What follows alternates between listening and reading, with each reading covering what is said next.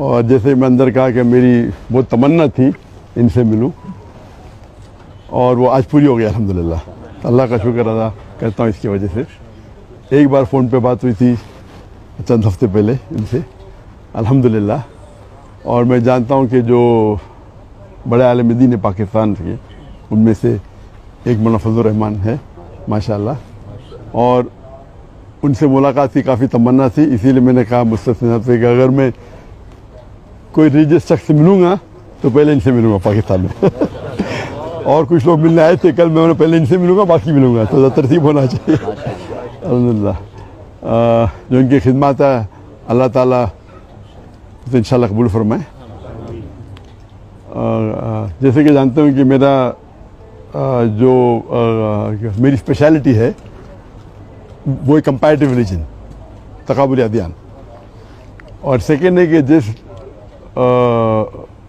جو لوگ اسلام کے خلاف یا اسلام کے خلاف جو تحریک ہے یا لکھتے ہیں یا تنقید کرتے ہیں تو وہ میری اسپیشلٹی ہے کہ اس تنقید کا جواب دے.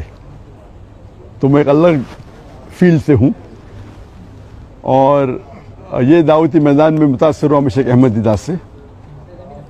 اور میری تمنا تھی اور میرے والدین کی تمنا بھی تھی کہ میں ڈاکٹر بنوں.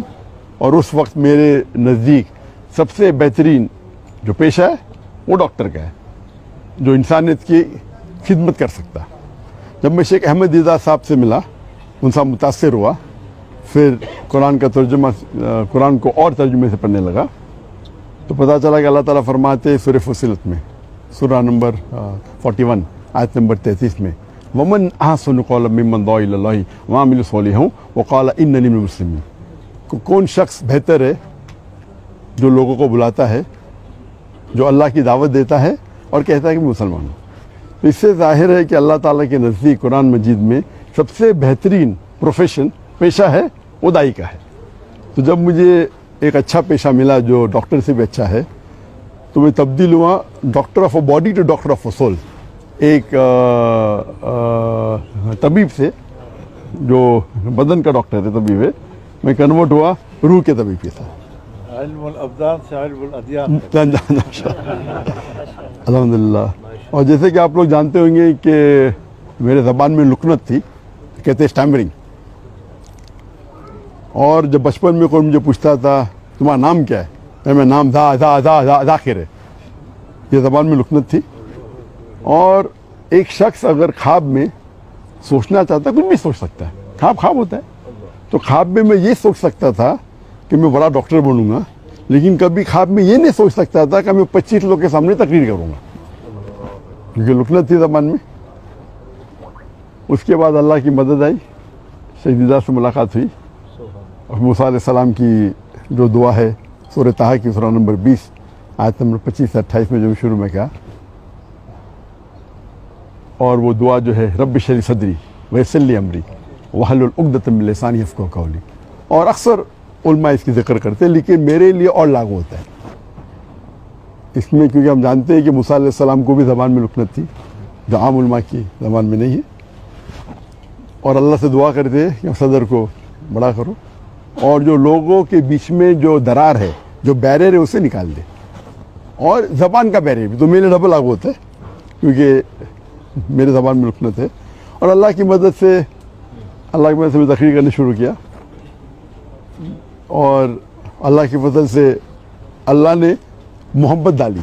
تو میں ناچیز ہوں, میں جانتا ہوں کہ میرے سے زیادہ کروڑوں لوگ جو علم رکھتے ہیں اسلام کا اس کے بارے میں, لیکن اللہ نے محبت ڈالی لوگوں کے دل میں میرے لیے.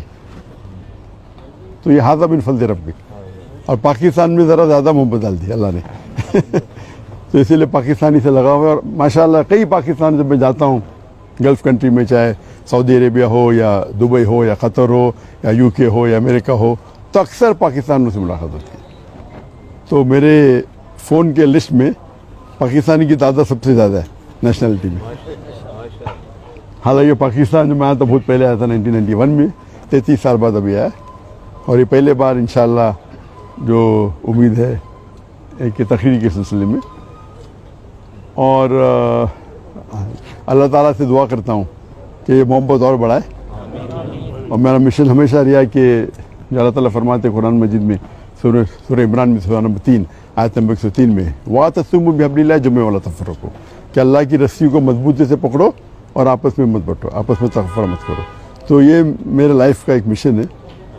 اور جو قرآن کی جو اہم آیت ہے جو میرے لیے ماسٹر کی ہے، ماسٹر کی دعوتی میدان میں، وہ سورہ عمران سورہ نمبر 3 آیت نمبر 64 میں اللہ تعالیٰ فرماتے قُلْ يَا أَهْلَ الْكِتَابِ او اہل کتاب یہود و نصارہ تعالوا الی کلمۃ سواء بین بینکم، آؤ ہم اس بات کی طرف جو آپ اور ہمیں یکساں ہے. سب سے پہلی بات اللہ نعبد الا اللہ، کہ ہم اللہ کی عبادت کریں. یہ آیت خصوصاً اہل کتاب کے لیے، لیکن عام طور پہ کوئی بھی غیر مسلم کے لیے استعمال کر سکتے ہیں، چاہے وہ ہندو ہو چاہے بدھ ہو. آپس میں یکسانیت کی بات کرے. سب سے پہلی بات ہے اللہ نعبد الا اللہ. میں ایک اسٹیپ فردر لے کے جاتا ہوں، میں یہ مسلمانوں سے بھی کر سکتے.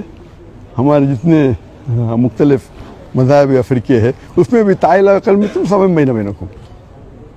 اور ہم جانتے ہیں کہ اکثر جتنے بھی مذہب ہے، اور میں چاروں ائمہ کی عزت کرتا ہوں، 90% سے 90% سے زیادہ، یا بول سکتے ہیں 95% ان میں یکسانیت ہے. لیکن اکثر مسلمان وہ 2% یا 4% یا 5% جو اختلاف ہے ان کے اندر الجھ جاتے، اور جو یکسانیت ہے اس کو چھوڑ دیتے. تو میرے لائف کا یہ بھی مشن ہے کہ جتنے مسلمان دیگر مذاہب کے، دیگر غور و فکر کے، ان کے ساتھ رہے. اور اللہ تعالیٰ نے الحمدللہ، یہ اللہ تعالیٰ کی مدد ہے، ھذا من فضل ربی، کیا میرے چاہنے والے ہر فرقے میں ماشاءاللہ جو شدت کے لوگ ہیں وہ شاید مجھ سے ناراض ہے.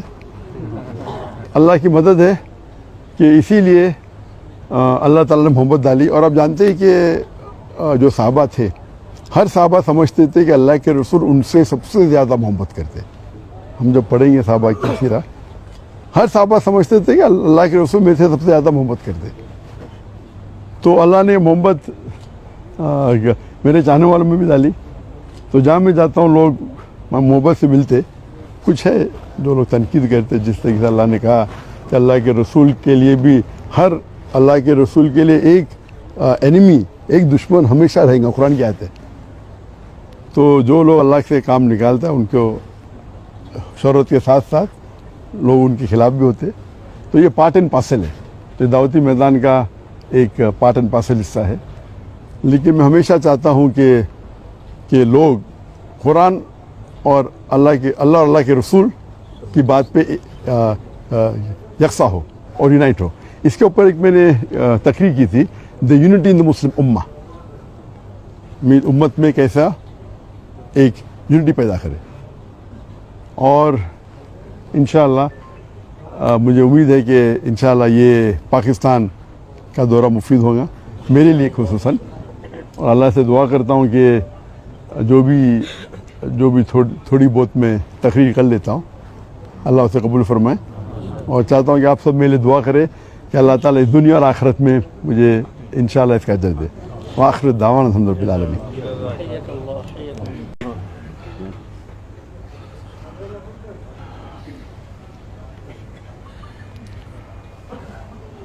بسم اللہ الرحمن الرحیم، وصلی اللہ علی النبی الکریم وعلی آلہ وصحبہ وبارک وسلم. ہمارے نہایت قابل احترام مہمان گرامی جناب ڈاکٹر ذاکر نائک صاحب اور ان کے ساتھ شریک وفد، میں دل کی گہرائیوں سے انہیں خوش آمدید کہتا ہوں.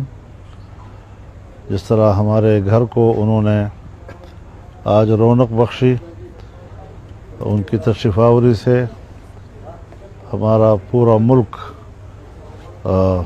خوش قسمت ہے. اور پورے ملک میں ان کے لیے ایک استقبال ہے، ان کے لیے خوش آمدید ہے.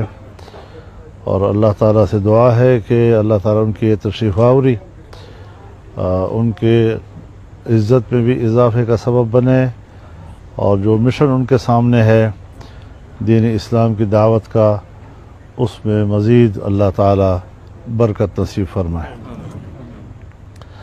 اس میں کوئی شک نہیں ہے کہ آج کے دور میں اسلام پر ہر طرف سے حملے ہو رہے ہیں اور طرح طرح کے سوالات لوگ اٹھا رہے ہیں، اور جس طریقے سے ڈاکٹر صاحب ان کے سوالات کا جواب دیتے ہیں، حوالہ جات کے ساتھ دیتے ہیں، نقلی جوابات بھی ہیں اور عقلی جوابات بھی ہیں، لاجک کے ساتھ بھی گفتگو کرتے ہیں، اور جس سے کہ یہ امت مسلمہ کی طرف سے ایک دفاع ہوتا ہے، دین اسلام کی طرف سے ایک دفاع ہوتا ہے، اور جس میں صرف مسلمانوں کو وحدت کی دعوت نہیں بلکہ غیر مسلموں کو بھی اسلام کی طرف دعوت دینے کا سبب بنتا ہے، اور بہت سی دنیا کے مسلمان وہ ان کی دعوت پر مسلمان بھی ہوئے ہیں، ایمان کے نور سے منور ہوئے ہیں،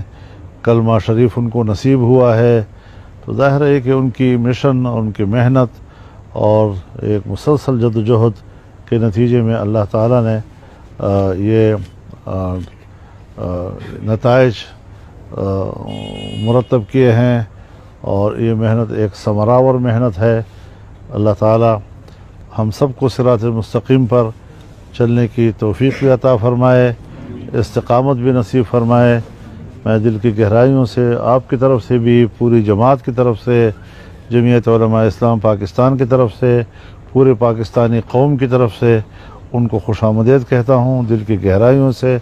اور وہ یہاں پر مہمان نہیں ہیں، وہ یہاں میزبان ہیں، اور یہ ان کا اپنا گھر ہے، اور ایک اسلامی ماحول اور مسلمانوں کا ماحول ان کو نصیب ہے، تو یقیناً وہ پاکستان میں اپنی موجودگی کو انشاءاللہ سکون کا باعث سمجھیں گے، راحت کا باعث سمجھیں گے، اور اللہ کرے کہ ان کی پاکستان میں موجودگی مسلسل سکون، راحت اور اطمینان کا ذریعہ بنے۔ وآخر دعوانا ان الحمدللہ رب العالمین۔ دعا کر لیتے ہیں پھر جی سارے۔ مولانا حسن محمود صاحب ذرا آگے تشریف لیں۔ مولانا